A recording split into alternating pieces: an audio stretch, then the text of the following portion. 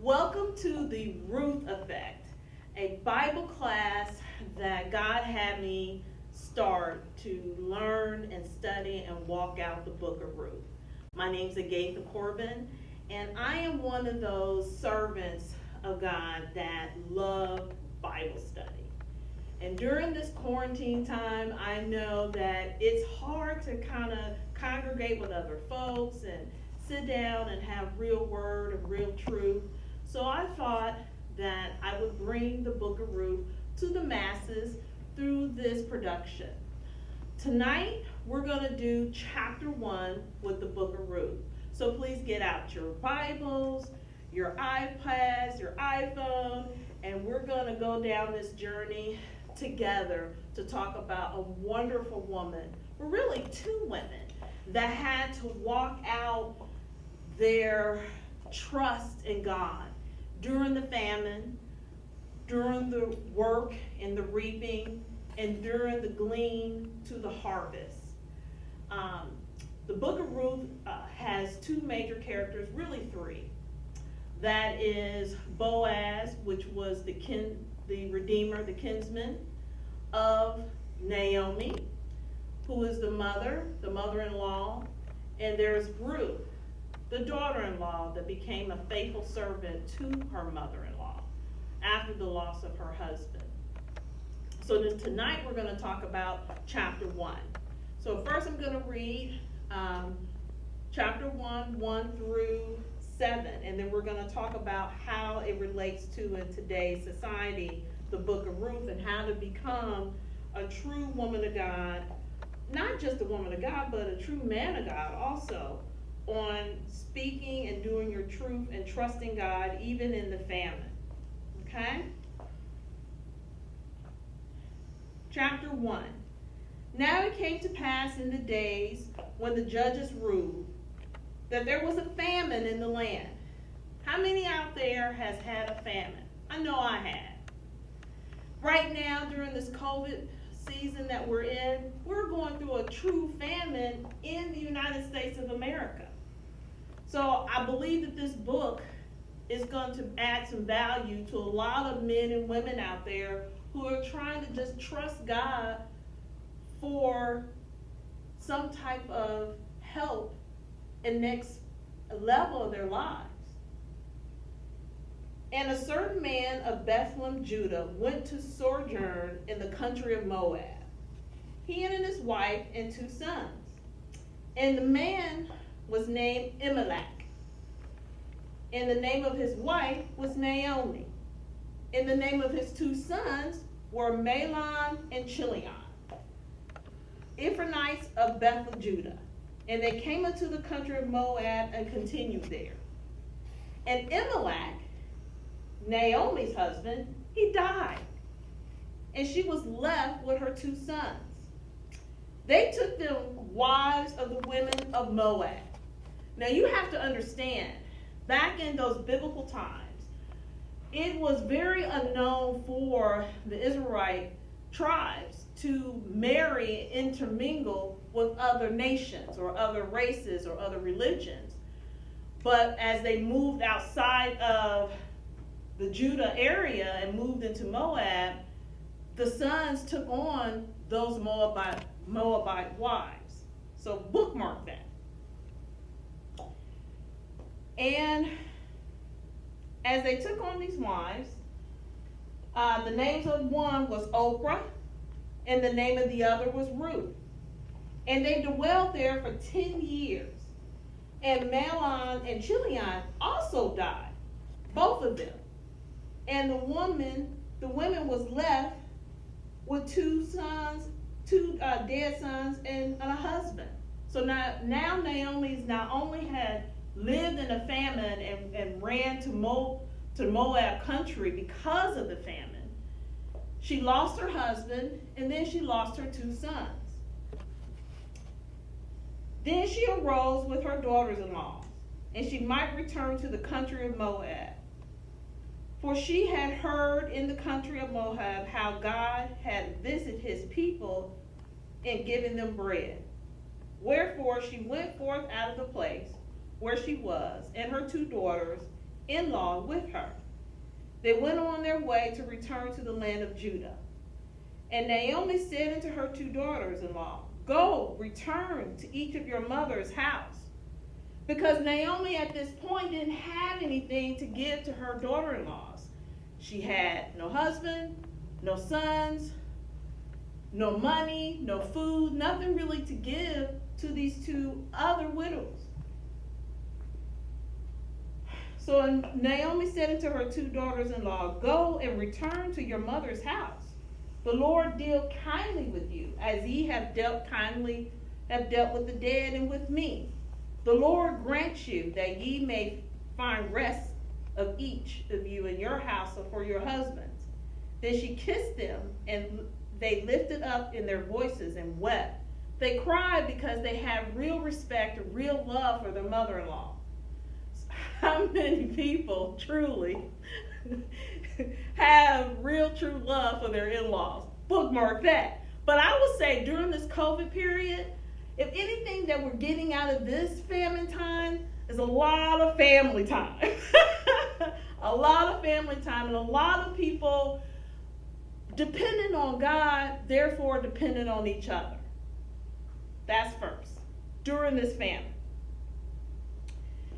And they said unto her, Surely we will return with thee unto thy people. And Naomi said, Turn again, my daughters. Why will ye go with me? Are there yet any more sons in my womb, that they may be your husbands? In other words, Naomi was like, You're young. You have so much life ahead of you.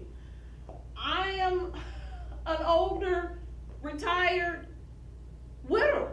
I have nothing else for you, is what she said. I can't have more children so I can give you more husbands. So she was thinking about them at that point. Turn again, my daughters, and go your way, for I am too old to have a husband. If I should say, I have hope. If I should have an husband also tonight, and should also bear sons, would ye tarry for them till they were grown? Would you stay for them and having husbands? Nay, my daughters, for it is grieveth me much for your sakes that the hand of the Lord is gone outside of me or against me. So at this point, Naomi, let's talk about Naomi. Here is this matriarch of the family who is now feeling alone and bitter and lost because she no longer has her helpmate. She no longer looked at the strength of God in her life because of the famine.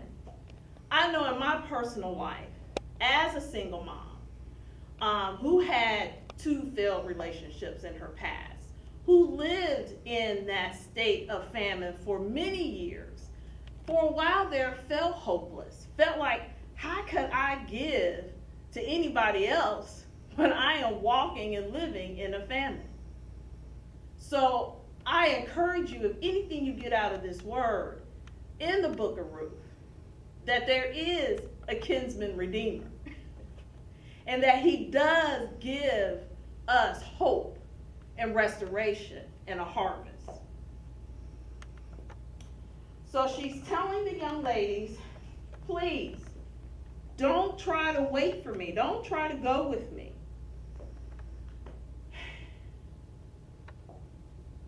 Verse 9. The Lord grant you that ye may find rest of each other in the house of your husband. Then she kissed them, and they lifted up their voice and wept. And they said unto her, Surely we will return with thee to thy people. So we read that. And we jump down to 13 to 14. And they lifted up their voice and wept again. And Oprah kissed her mother-in-law, but Ruth clave to her. That means she held on to Naomi. And she said, Behold, thy sister-in-law is gone back unto her people and unto her gods. Return thou after thy sister-in-law. And Ruth said, which is one of my favorite verses, Entreat me not to leave, or to return from the following after thee, or whether thou goest, I go. Where thou lodge, I will lodge. Thy people shall be my people, and thy God will be my God.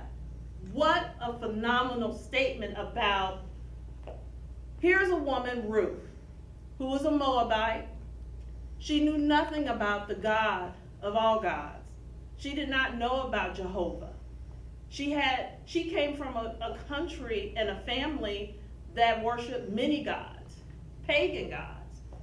But yet she loved and respected her mother-in-law and the God that she served, that she wanted to go where she went. Again, no husband, no home, no food, fear, just famine.